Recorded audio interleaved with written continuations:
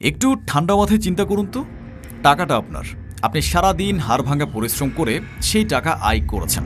সেই টাকা আপনি একটি অ্যাকাউন্টে জমা রেখেছেন, কিন্তু দিন শেষে আপনার নিজের টাকা নিজের পকেটে ঢোকাতে গেলে আপনার জরিমানা দিতে হচ্ছে হাজারে প্রায় ১৯ টাকা।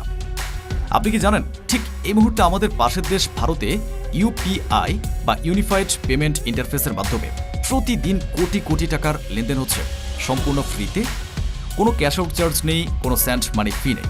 অথচ বাংলাদেশে মোবাইল ফাইন্যান্সিয়াল সার্ভিস বা মোবাইল ব্যাংকিং চার্জ পুরো বিশ্বের মধ্যে অন্যতম সর্বোচ্চ।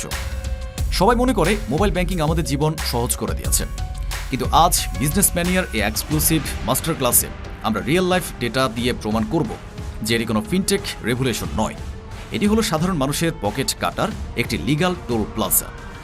আজ আমরা ডিকোড করব ফিনটেক ইন্ডাস্ট্রির সবচেয়ে ডার্ক এবং গোপন ফাইন্যান্সিয়াল মেকানিজম, যাকে বলা হয় দ্য ফ্লোট মানি মনোপলি। আমরা অঙ্ক করে দেখিয়ে দেব এজেন্টদের কমিশনের যে অজুহাত আপনাকে দেয়া হয় তার আড়ালে কিভাবে আপনার জমানো টাকার উপর ট্রিলিয়ন টাকার সুদ বা ইন্টারেস্ট খাচ্ছে এই কর্পোরেট কোম্পানিগুলো। বাংলাদেশের মোবাইল ব্যাংকিংয়ের মডেলটিকে ফাইন্যান্সিয়াল ভাষায় বলা হয় দ্য টোল প্লাজা মডেল। আপনি যখন একটি টোল হাইওয়েতে ওঠেন তখন আপনাকে টাকা দিতে হয়।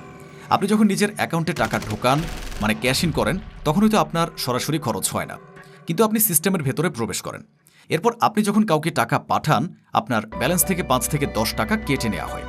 আপনি যখন কোনো বিল পে করেন, সেখানেও চার্জ।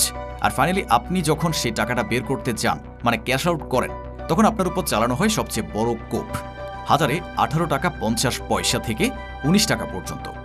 এখন আপনি বলবেন, কোম্পানিগুলো তো আর দাতব্য প্রতিষ্ঠান নয়, তারা ব্যবসা করতে এসেছে, চার্জ তো নেবেই। তাহলে চলুন ভারতের দিকে তাকাই। ভারতে রিক্সাওয়ালা থেকে শুরু করে বিশাল শপিং মল, সব জায়গায় ইউপিআই কোড স্ক্যান করে পেমেন্ট করা হয়। এক ব্যাংক থেকে অন্য ব্যাংকে, এক ওয়ালেট থেকে অন্য ওয়ালেটে টাকা যায় জিরো চার্জে। কেন? কারণ ভারত সরকার ইন্টারনেট এবং ডিজিটাল লেনদেনকে বেসিক পাবলিক ইনফ্রাস্ট্রাকচার বা মৌলিক অধিকার হিসেবে তৈরি করেছে। তারা মানি লুট মডেলের বদলে ডেটা ড্রিভেন মডেল বানিয়েছে। অথচ বাংলাদেশে মোবাইল ব্যাংকিং কোম্পানিগুলো একটি বদ্ধ ইকোসিস্টেম বা ক্লোজড লুপ তৈরি করে রেখেছে। বিকাশের টাকা নগদে বা রকেটে সহজে বিনা খরচে পাঠানো যায় না। তারা ইচ্ছে করে আপনাকে তাদের নির্দিষ্ট অ্যাপের ভেতরে জিম্মি করে রাখে, যাতে টাকা বের করার সময় তারা ওই ১৮ টাকার টোল বসাতে পারে।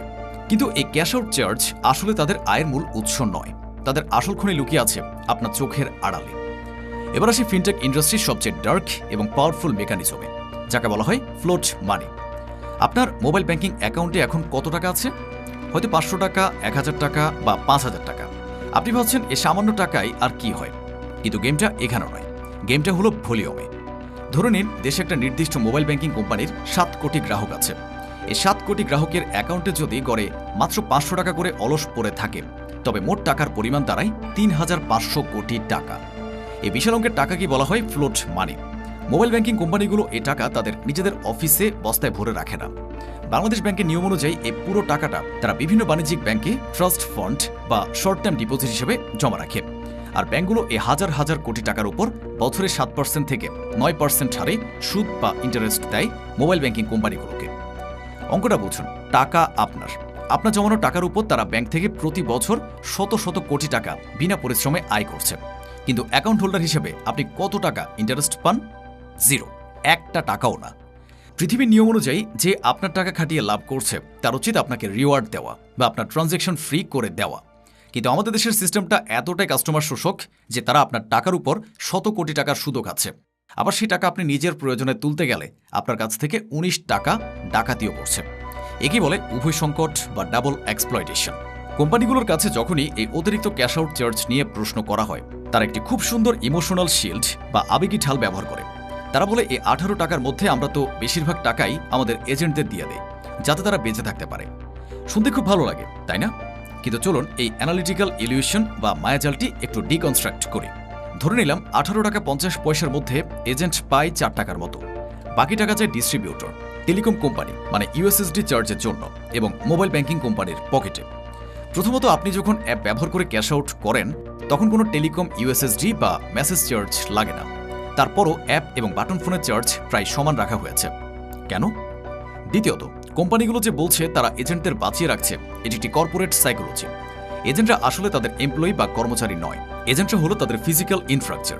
একটি ব্যাংকে যেমন সারা দেশে হাজার হাজার এটিএম মেশিন বসাতে কোটি কোটি টাকা খরচ করতে হয়, মোবাইল ব্যাংকিং কোম্পানিগুলো সেই খরচ বাঁচিয়ে মুদি দোকানদারকে ব্যবহার করছে এটিএম মেশিন হিসেবে। এজেন্টদের কমিশন দেওয়াটা তাদের কোনো দয়া নয়, বরং নিজেদের এটিএম মেশিন বানানোর খরচ বাঁচানোর একটা ব্রিলিয়ান্ট স্ট্র্যাটেজি। মোবাইল ব্যাংকিং আমাদের ফিনটেক খাতকে অনেক দূরে এগিয়ে নিয়েছে, এতে কোনো সন্দেহ নেই। কিন্তু একটি সার্ভিস যখন মনোপলি বা ডমিনেন্ট পর্যায়ে চলে যায়, তখন রেগুলেটর বা বাংলাদেশ ব্যাংকের দায়িত্ব হলো কাস্টমারদের স্বার্থ রক্ষা করা। ভারতে যদি বিনা খরচে ইউপিআই চলতে পারে, তবে বাংলাদেশে ইন্টার অপারেবিলিটি বা বিনিময় সিস্টেম কেন এখনো পুরোদমে সব অ্যাপের জন্য ফিজিবল বা জিরো মার্জিন করা হচ্ছে না? কেন আমাদের নিজেদের টাকা তুলতে বিশ্বের সর্বোচ্চ চার্জগুলোর একটি দিতে হবে? এই প্রশ্নগুলো করার সময় এসে গেছে। আপনি প্রতি মাসে গড়ে কত টাকা ক্যাশ আউট করেন এবং তার জন্য আপনাকে কত টাকা ফি বা চার্জ হিসেবে সিস্টেমের হাতে তুলে দিতে হয়?